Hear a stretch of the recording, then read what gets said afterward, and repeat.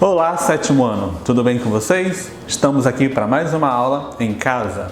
E a aula de hoje é referente ao dia 9/7/2020 e nós iremos dar continuidade à nossa viagem pelo Barroco.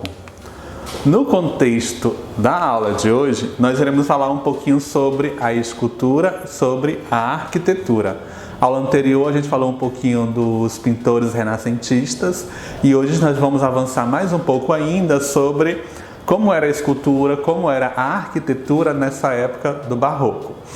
Esse conteúdo compreende o capítulo 2 do livro didático de vocês. Lá na página 13 a 15 é onde nós iremos contextualizar todo essa magnitude que o Barroco nos traz sobre a arquitetura e sobre a escultura. Então vamos lá. Olha só, nós temos aqui um escultor e um arquiteto muito famoso chamado João Lourenço Bernini, mais conhecido como Bernini, nascido em 1598 e faleceu em 1680.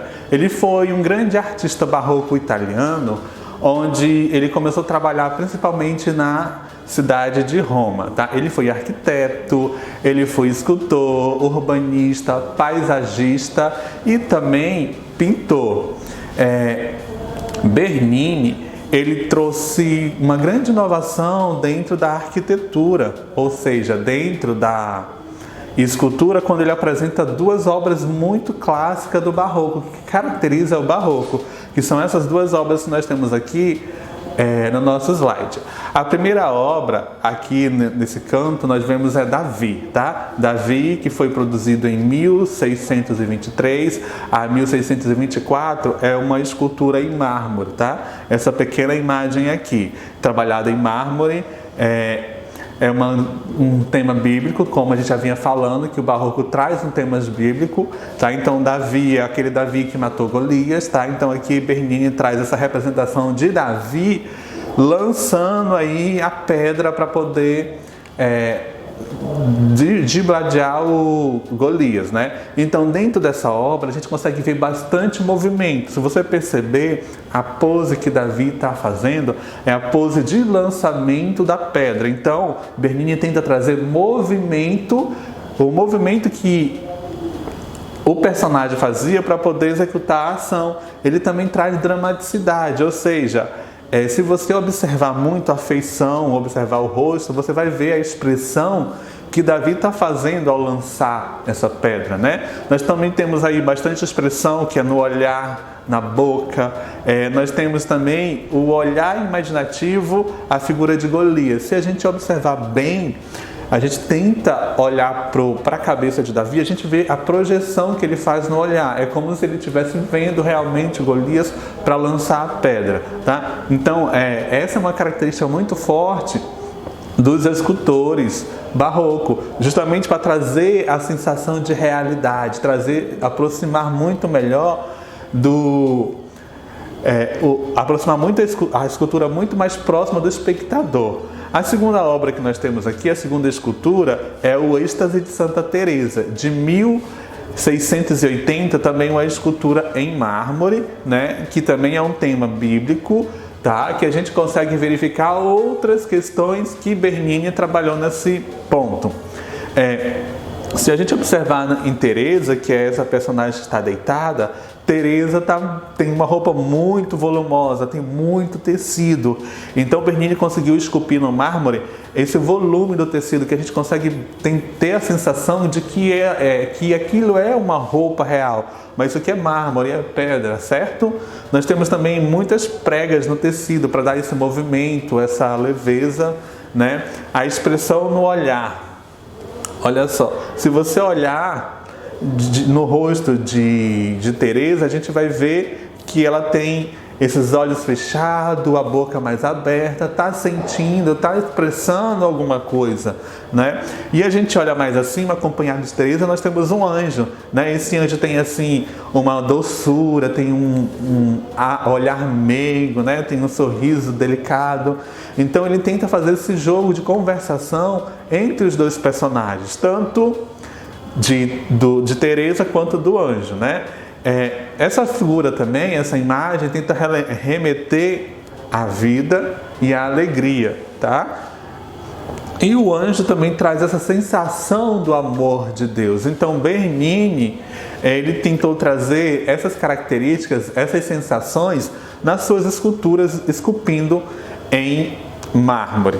Outro ponto importante do barroco é a questão da arquitetura, né? A arquitetura, ela teve o intuito de fortalecer a fé católica, o catolicismo que o barroco começou a trazer, ou seja, para aproximar a igreja da população, para trazer a igreja mais próxima, tá? O poder da igreja mais próximo. Era ambientes bem elaborados, tá? Muito bem planejado, unindo a arquitetura, a escultura e a pintura. Eram os três elementos que trabalhavam-se dentro da arquitetura, sempre. As igrejas, os palácios, trabalhado com bastante, planejado com todos os detalhes na arquitetura, trazendo muitas esculturas e trazendo também muito aspecto da pintura barroca. Aqui eu tenho a Basílica de São Pedro, em Roma, essa basílica aqui, que é uma das igrejas muito famosas em Roma, tá? Se você observar aqui em cima na fachada, nós temos várias esculturas, tá? Aqui em cima, ó, cada pedacinho deste remete a uma escultura feita por um artista barroco. Se eu não me engano, são esculturas de Bernini, tá? Essas esculturas aqui em cima. A gente pode observar aqui, ó, muita riqueza, né? Fachada muito ornamentada com essas esculturas. Nós temos também muito uso de curvas e contracurvas. O que é curvas e contracurvas? São esses detalhes que ele vai fazendo com esses pilares, tá? Para poder destacar esse conceito da igreja. As igrejas do barroco tinham bastante pilastra, bastante coluna, que são esses detalhes que a gente observa aqui, ó, na portaria da igreja, tá? Ou seja, também para sustentação da igreja, quanto da estrutura da igreja, quanto para decoração. Algumas colunas são decorativas e outras são de sustentação daquele projeto arquitetônico. No interior da igreja era muito bem decorado, como nós vimos nas aulas anteriores. O teto da igreja tinha uma grande pintura remetendo a algo do tema religioso. Bernini e Brussolini são os arquitetos mais famosos que existem dentro da arquitetura, tá? Então, Bernini, como ele era escultor e arquiteto, ele colaborou muito para que as igrejas barrocas pudessem ter essa exuberância, essa beleza que ela tem. Outro projeto arquitetônico muito bonito é a fachada do Palácio de Versalhes, na França, tá? Que é uma obra grandiosa também, com todos aqueles efeitos que a gente conversou anteriormente, né? Sobre bastante detalhes nas fachadas. Nós temos aqui, ó, bastante esculturas. No topo da fachada nós temos muitas colunas aqui, ó, de decoração e de sustentação, né? E nós temos uma extremidade aqui também na frente, né, na entrada, nós temos várias esculturas para decorar esse palácio, até para deixar essa característica muito mais próxima do barroco, mais próximo daquele poder da igreja, certo? Então, para a gente contextualizar e finalizar essa etapa da arquitetura e da estrutura barroca, a gente vai tentar fazer uma pequena pesquisa, tá? Do Palácio de Versalhes. Você vai procurar no Google, no livro didático de vocês, alguns detalhes, aprofundar melhor o Palácio de Versalhes.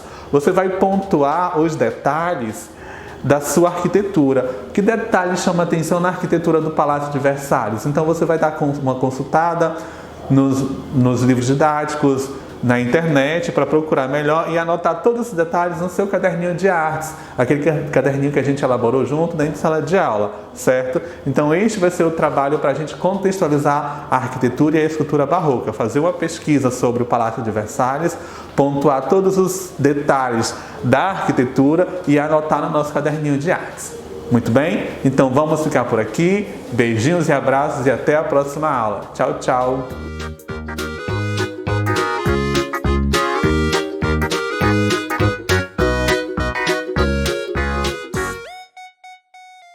Olá, turma do 7º ano, tudo bom com vocês? Estamos mais uma vez juntos aqui, nossa aula de língua portuguesa, me chamo professor Edson Júnior. Nós vamos fazer aí as correções da nossa aula anterior, falando sobre a leitura dos gráficos e resumos. E hoje nós vamos entrar na questão da acentuação dos verbos. Aí vem ter e vir e seus derivados, que estão lá na página 53 e 55, tudo bem? Então nós vamos começar nossa aula corrigindo e depois nós vamos entrar nesse assunto interessante. Vamos lá?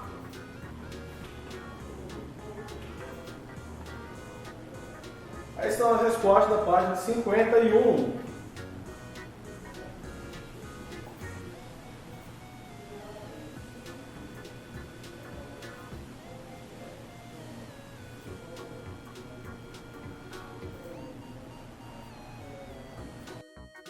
Certo, vamos lá para a questão da acentuação dos verbos ter e vir e derivados, e também vamos conhecer outros também verbos e seus derivados que também sofrem a questão de acentuação.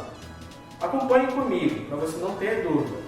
Diz assim: a terceira pessoa do plural, presente indicativo, ou seja, presente indicativo é o presente normal, não é aquele que tem dúvida, nem é do modo imperativo que exige a questão de ordem, de pedido. É o presente normal que você estuda. Diz assim: o ter e vir recebe acento circunflexo, certo? Não é outro tipo de acento, para diferenciar da terceira pessoa do singular. Observe, a terceira pessoa do plural sofre o acento para diferenciar da terceira pessoa do singular. Observe aqui, ó, ele tem, ou seja, está no singular. Ele tem muitos amigos. Mesmo que esses muitos amigos estejam no plural, no caso aqui a pessoa não está no plural.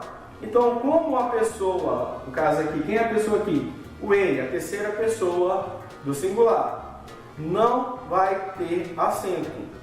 Observe já a segunda lá para você ter uma noção. Eles têm muitos amigos. Quando está no plural, a pessoa, aí sim vai ter o acento. Lembrando, esse acento é circunflexo. Não é acento agudo, não é acento grave. É acento circunflexo. Se ligue, quando ele está no singular, não tem. Quando a pessoa está no singular, não tem acento. Quando a pessoa está no plural, haverá o acento circunflexo nesses verbos. Joinha? Vamos lá. A mesma coisa aqui, ó. Ele vem ainda hoje, sem acento. Lembra que nós estamos estudando essa questão do ter e vir e seus derivados. Então, lembrando, ele vem ainda hoje. Você observou que aí o verbo, né, a pessoa do verbo, ela está no singular. Não há nenhum acento. Eles vêm ainda hoje. A mesma coisa. Foi para o plural, acrescenta-se o acento circunflexo. Beleza? Vamos lá. Os derivados de ter e vir, aí vem deter, conter, reter, advir, convir, intervir, etc. Além do acento circunflexo da terceira pessoa do singular, terceira pessoa do plural, acentua-se a terceira pessoa do singular, com o acento agudo. Aqui nesse caso, sim. Observe. Por se tratar de uma palavra oxítona terminada em "em". Vamos ver por que isso. Vamos lá. Ele detém o conhecimento.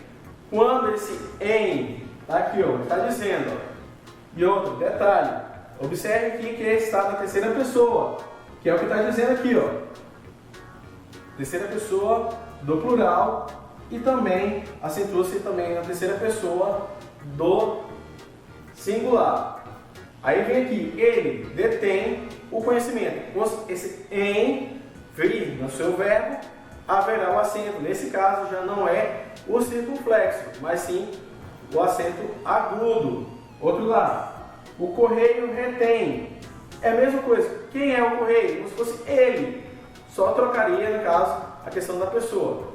Vamos supor, ele retém a carta, sem selo. A mesma coisa, a proposta. Vamos supor, ela convém a todos. O que convém? A proposta. Então você só troca a questão do substantivo pela pessoa do verbo. Convém. Outra coisa, você tem que se ligar na questão desse final. Tem essa questão desse final em virar com um acento agudo. Vou recapitular para você não esquecer. Se o seu verbo, desses derivados que você está observando aqui, ou outros que tiver nessa questão do em, esse em no final, tem que estar com um acento agudo, certo? Tanto na primeira, quando diz assim, na terceira pessoa do singular, certo? Vamos lá. Já na questão aqui, ó, quando ele vai para o plural, muda-se o acento. No caso, quando é no singular, ele é acento agudo. Quando ele vai para o plural, ele vai com acento circunflexo. Olhe lá, eles detêm o conhecimento. E aí você vai observar que quando vai para o plural, é a mesma frase, porém ele muda o acento, certo? No caso dos dois, eles são acentuados. Só que em um, que é no singular, ele é acento agudo, no outro, no plural, acento circunflexo. Só observar, certo? Os correios retêm as cartas sem selos, as propostas convêm a todos, certo? Deu para entender? Vamos lá para a próxima.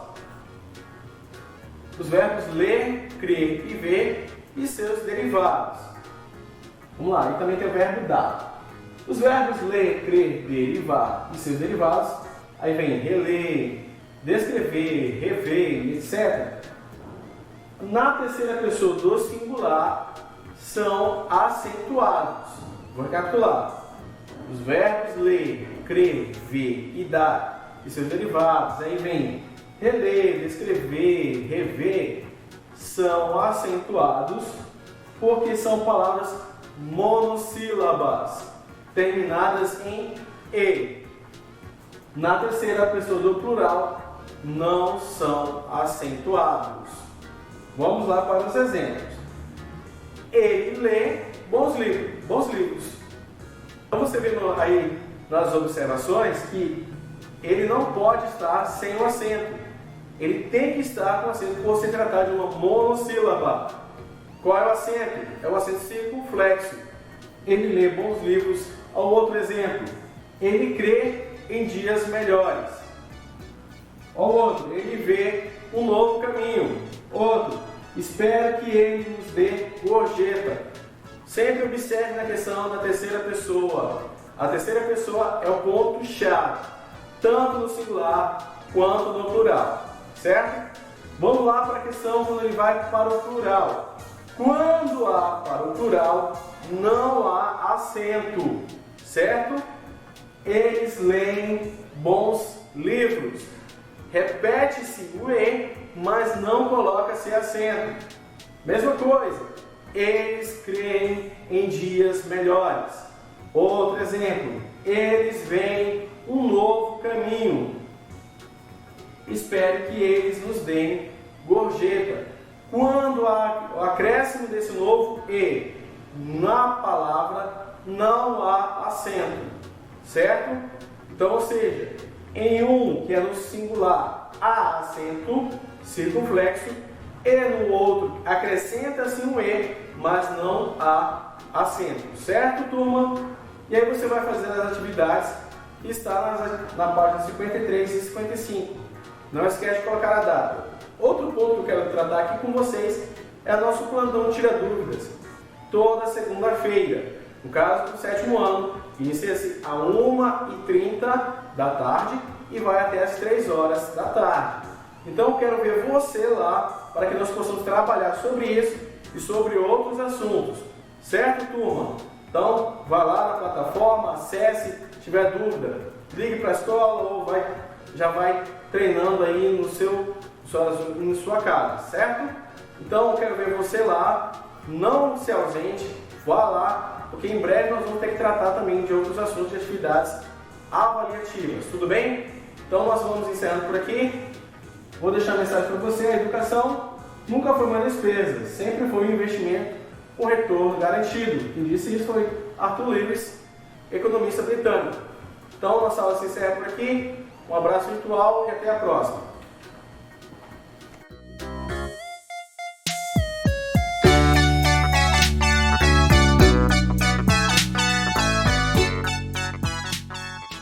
Olá, alunos do 7º ano, tudo bem com vocês? Mais uma vez aqui, professora de Ciências, para dar continuidade ao nosso conteúdo da nossa disciplina. Então, hoje eu vou entrar com vocês sobre a estrutura das plantas, que está na página do livro didático 48 e 49. Então, vocês coloquem lá em cima o dia de hoje, dia 9/7/2020. Vamos falar agora sobre a estrutura das plantas, tá? Então, abrindo o livro de vocês, lembrando que qualquer dúvida, vocês coloquem aí no livro de vocês, acompanhando durante a explicação as dúvidas que forem vindo, para depois vocês perguntarem nos plantões que eu peço que vocês participem, tá? Então vamos lá. As plantas são formadas por células que se organizam para formar os tecidos e por fim os órgãos, beleza? Tanto as plantas como os seres humanos e qualquer outro ser vivo. Observação: as briófitas, elas são exceção, pois não possuem órgãos e sim estruturas que desempenham funções específicas. Lembra que eu falei para vocês que elas não têm o caule é outro nome, a raiz é outro nome, a folha também. Elas possuem estruturas, mas não são consideradas órgãos como as outras plantas, tá? As plantas apresentam órgãos vegetativos e órgãos reprodutivos. Os órgãos vegetativos, eles fazem funções relacionadas à manutenção da vida da planta e as suas funções básicas de sobrevivência, como as folhas, caules e raízes. Já os órgãos reprodutivos, eles são responsáveis pela reprodução das plantas, das angiospermas são as flores, frutos e sementes, tá? A gente também falou sobre as angiospermas aqui. Os órgãos vegetativos, vamos falar sobre a raiz. Qual é a função? São funções fundamentais na fixação da planta, para ela ficar enraizada no solo, e também a absorção de água e de sais minerais que estão ali naquele solo. Algumas espécies, a raiz armazena substâncias nutritivas em forma de amido, produzidas na fotossíntese. Essas raízes se chamam tuberosas. A exemplos temos a cenoura, beterraba e mandioca. Elas são raízes, tá? Aqui temos exemplo. Olha como é que é aqui, ó, a beterraba. Olha como é que é a cenoura. Elas ficam ali no fundo. A mandioca também. Então, o que a gente come da planta é a raiz, tá? Porque ela armazena ali aquele amido que é comestível e nutritivo.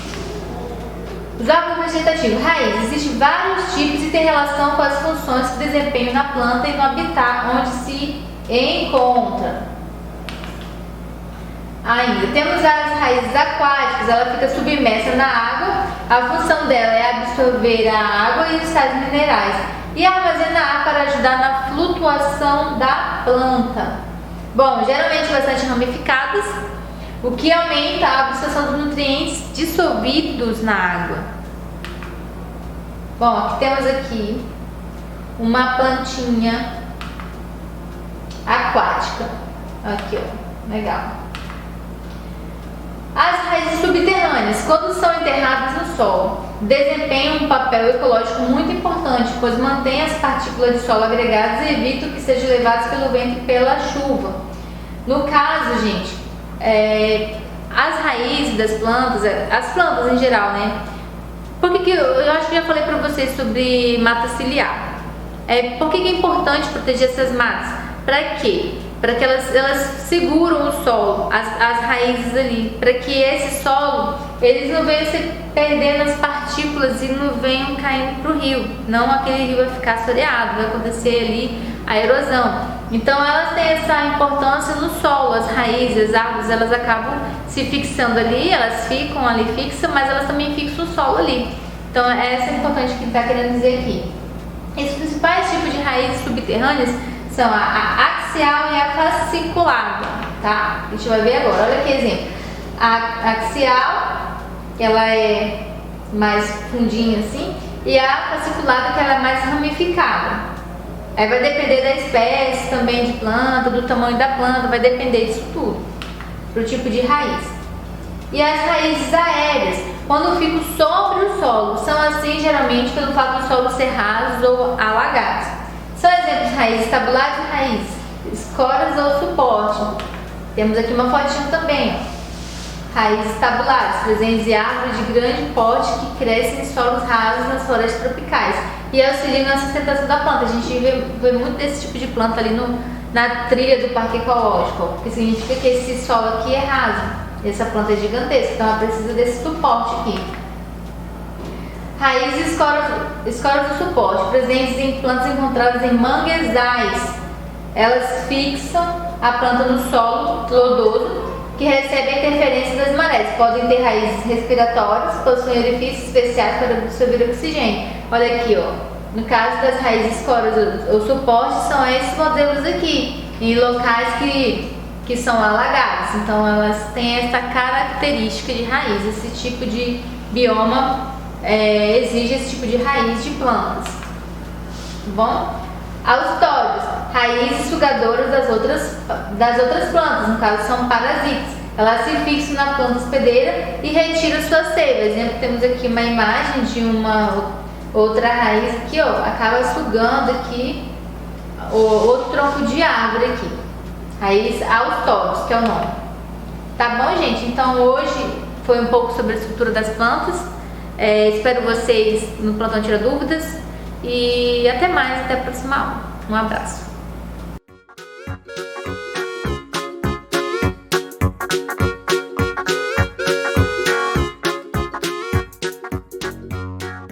Olá, sétimo ano! Vamos então à nossa aula de Geografia. Agora a gente vai falar sobre o espaço agrário brasileiro, ou seja, o espaço rural, o campo. Quais são os trabalhos econômicos realizados no campo? Lá nas páginas 22 a 28 do livro de Geografia de vocês, a gente vai conhecer um pouquinho quais são as características econômicas realizadas no campo aí, certinho? Vamos lá! Lá nas páginas 22 a 28 do livro de vocês, ele vai representar algumas características do espaço agrário.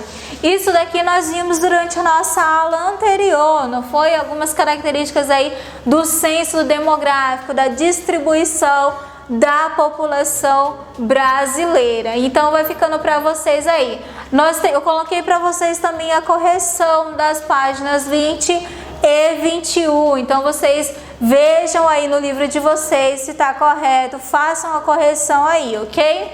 E aí seguindo com o nosso conteúdo sobre o espaço agrário, atividades agrícolas, pecuária e o extrativismo. São assuntos aí que vocês já viram ao longo do ano também, lá no 6º ano, 5º ano. Então a gente vai dar uma breve revisada nesse conteúdo, relembrando um pouquinho sobre essas atividades econômicas realizadas na área rural. Vamos lá. Primeiramente, pecuária. A pecuária são realizadas as atividades econômicas e sociais aí. É considerado que setor primário. Setor primário é todo tipo de atividade realizado no campo. A ocupação do espaço agrário brasileiro, ela é bastante variada. Então existem aí desde pequenos estabelecimentos, como a agricultura familiar, até também atividades ligadas ao agronegócio. A pecuária ou a criação de animais, ela é uma atividade econômica de grande importância no Brasil. E aí, assim como a agricultura, a pecuária ela também pode ser classificada como intensiva ou extensiva. Como é que funciona, professora? Pecuária intensiva ou extensiva, né? Na pecuária intensiva, o gado ele é criado em estábulos, ele é criado preso, tem uma hora para se alimentar, tem uma hora para sair. Na pecuária extensiva, o gado ele é criado solto, então não tem assim uma atividade diária para eles. No gráfico ao lado, que também tem no livro de vocês, ele vai apresentar aí a produção bovina por região. Nós temos cerca de 34,5% da pecuária, né, o trabalho econômico realizado na região centro-oeste. Cerca de 22,6% está localizado no norte, 17,5% no sudeste, 12,9% aí no nordeste e cerca de 12,6% no sul. Então olha só onde está concentrada aí essa grande quantidade de atividade econômica lá na região centro-oeste, né? Uma fonte aí do IBGE, ok? Então esse é um tipo de atividade realizada no campo, não esqueçam, tá? Uma coisa que vocês têm que lembrar, podem até pesquisar aí também, que o setor primário é toda atividade realizada no campo, ok? Vamos lá, extrativismo, vamos ver quais são as características do extrativismo. Consiste na retirada e na coleta de produtos diretamente da natureza. O extrativismo ele pode ser considerado como mineral, animal ou vegetal. Mineral é retirada de minerais da natureza, animal, caça e a pesca. Lembrando também, gente, uma coisa muito importante, quando a gente vai falar do extrativismo animal relacionando a caça, ela é totalmente proibida no nosso país, ok? A caça ela é proibida no Brasil. Por quê? Antigamente ela era permitida, mas estava acontecendo um intenso processo, né? Ou seja, muita gente estava realizando a caça no nosso país. E aí, com a questão a extinção dos animais, né? Que estava acontecendo também nesse período. E aí a caça ela foi proibida no nosso país, ok? Nós temos também aí o extrativismo vegetal, que é as plantas, né, a extração das plantas e suas partes, como frutos, folhas e a própria madeira. Aí nós temos as atividades agrícolas e os fatores naturais, como atividade agrícola, agricultura. É a atividade que utiliza o solo para o plantio e o cultivo de plantas. Os fatores naturais que influenciam aí na agricultura: clima, relevo e solo. Nós temos aí o clima. Qual a influência do clima para a agricultura? A temperatura e a umidade são elementos do clima que exercem influência direta na agricultura. Ou seja, gente, se nós não tivermos aí, né, chuvas durante um período, seca, com certeza isso afeta de muito aí a agricultura nessas áreas rurais aí. Ou a questão mesmo, até a questão da própria cheia, enchente, alagação. A maioria desse plantio da agricultura é localizado próximo ao leito dos rios. Por quê? Porque vai favorecer bastante o solo, né? Como relevo também, nós temos aí, o relevo é um elemento importante para a prática da agricultura. Os terrenos planos são melhores, pois facilitam aí a mecanização. Hoje nós temos a grande quantidade de mecanização no campo, substituindo a mão de obra, né? Facilitando um pouquinho mais a questão da agricultura. Outra influência é o solo também.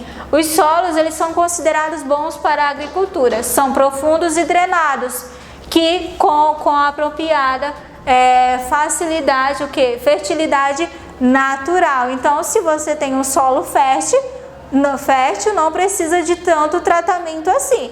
Mas se o teu solo não for fértil, se o solo da área agrícola não for fértil, vai sim ter que ter um tratamento essencial aí para a agricultura. Se não tiver esse tratamento, a agricultura ela não vai se desenvolver. Então esse aí é um dos assuntos relacionados aí às áreas rurais, aos setores econômicos das áreas rurais, ok? Na próxima aula a gente vai dar continuidade nesse assunto, falando um pouquinho mais dessas atividades. Como atividade para casa vai ficar a página 26 e 29 do livro de Geografia de vocês. Por hoje é só, muito obrigado e até a próxima aula.